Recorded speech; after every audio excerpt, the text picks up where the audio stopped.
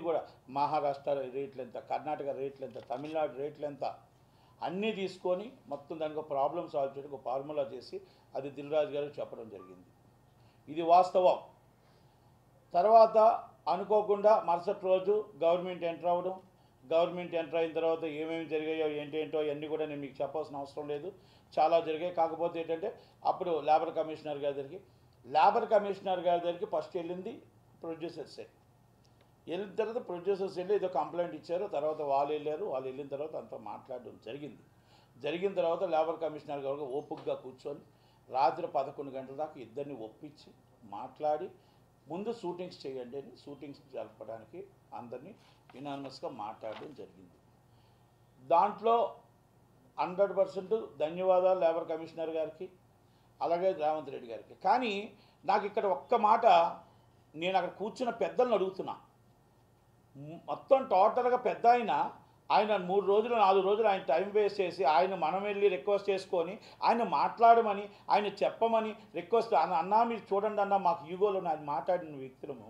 మరి మీరు కానీ అంత అయిపోయినప్పుడు ఆ ప్రాబ్లం సాల్వ్ అయినప్పుడు ఒక్క ఫోన్ కాల్ మీరు చేసి అన్న ఇదిగో కష్టాల్లో మీ దగ్గరికి వచ్చాం, ఇదిగో మన ఇండస్ట్రీ అంతా షూటింగ్ ఈ విధంగా జరిగింది, ఇదిగో ఈ విధంగా జరిగిందన్న, ఇదిగో మీరు కమిషనర్ గారితో ఒక్కసారి మాట్లాడినా మీకు ఇలాగ అయిపోయింది, ఇలా చేస్తున్నాను ఒక్క మాట మీరు చెప్పుంటే, ఆయన కోసం మీరు థ్యాంక్స్ చెప్పుంటే.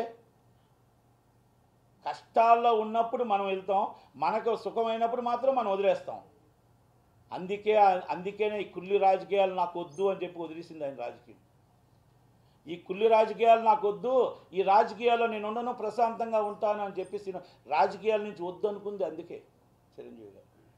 కానీ అంతకన్నా ఎక్కువ ఈ సినిమాలో రాజకీయాలు ఉంటాయని తెలుసు. ఈ సినిమాలో అంతకన్నా రాజకీయాలు ఉంటాయి. అవసరమైతే మనం కాళ్ళు పట్టుకుంటాం, అవసరం లేకపోతే కాళ్ళు ఎగరేస్తాం. అంటే ఎందుకు ఈ మాట చెప్తుంటే కొంతమంది చేసిన ఈ బాధ అనిపిస్తుంది. ఆయన నన్ను తిట్టినా పర్లేదు, కానీ బాధ అనిపిస్తుంది అది. ఎందుకంటే ఒక మనిషిని మనం కావాలని మనం పెట్టి మళ్ళీ మనిషిని పట్టించుకోకుండా వెళ్తే ఎలా ఉంటుంది అనేది ఆ బాధ నాకు ఉంటుంది. అందుకే నేను ఈరోజు మాట్లాడాలని ఆయన నన్ను ఏమన్నా పర్లేదు మాట్లాడాలని డిసైడ్ అయ్యా. అవకాశవాదం రాజకీయం చేయకూడదు, అవకాశవాదం కాదు.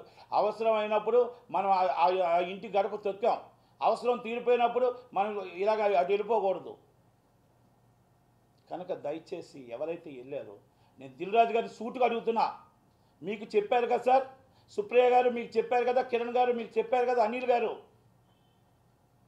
అమ్మిరాజు గారు, మీరు మాట్లాడేటప్పుడు ఒక్క మాట అయినా సరే మీరు థ్యాంక్స్ చెప్పగలిగారా? గవర్నమెంట్ సెటిల్మెంట్ చేసింది ఆయన చెప్పారు ట్విట్టర్లో, ఇమ్మీడియట్లీ థ్యాంక్స్ రేవంత్ రెడ్డి గారికి. ఇండస్ట్రీలో ఒక పెద్ద దాసనారాయణ గారి తర్వాత ఒక పెద్ద మనిషి మనకు అగాధం వచ్చినప్పుడు ఒక పెద్ద మనిషి కావాలి. ఆ పెద్ద మనిషిగా మన చిరంజీవి గారిని మీరు ఉండమని మనం రిక్వెస్ట్ చేసుకుంటున్నప్పుడు ప్రతి విషయం మనం చెప్పినప్పుడు, కష్టాలు చెప్పినప్పుడు సుఖం కూడా చెప్పాలి. మంచిగా జరిగింది కదా ఆనందిస్తాడు కదా, ఆయన సంతోషపడతాడు కదా, థ్యాంక్స్ చెప్తాడు కదా. ఇదేమి రాజకీయం అండి ఇది? ఈ రాజకీయాల ఒకటి అంటే ఇక్కడ కూడా ఇది అది ఎందుకంటే వాళ్ళ విజ్ఞతకు వదిలేస్తున్నా నేను, వాళ్ళ విజ్ఞతకి నేను వదిలేస్తున్నా. ఎందుకంటే నాకు బాధ అనిపించి ఇది చిరంజీవి గారు నన్ను ఏమన్నా పర్లేదు కానీ నాకు బాధ అనిపించి నేను మాట్లాడేది, నాకు బాధ అనిపించింది. ఎందుకంటే మేము ఇప్పుడు ఒక మనిషిని నమ్మామంటే ప్రాణం పెట్టాలి.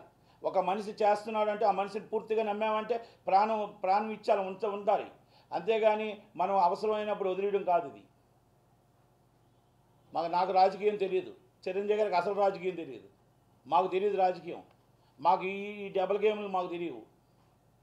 ఎందుకంటే నేను ఒకరిని నమ్మామంటే ఆ విధంగానే ఉంటాం. కనుక ఇక్కడ కార్మికుడికి న్యాయం జరగాలన్నో, చిన్న సినిమా నిర్మాతకి న్యాయం జరగాలి. ఎప్పటికైనా మాకు చిన్న సినిమా నిర్మాతకు న్యాయం జరుగుతుంది అంటే అది చిరంజీవి గారి ద్వారా జరుగుతుంది.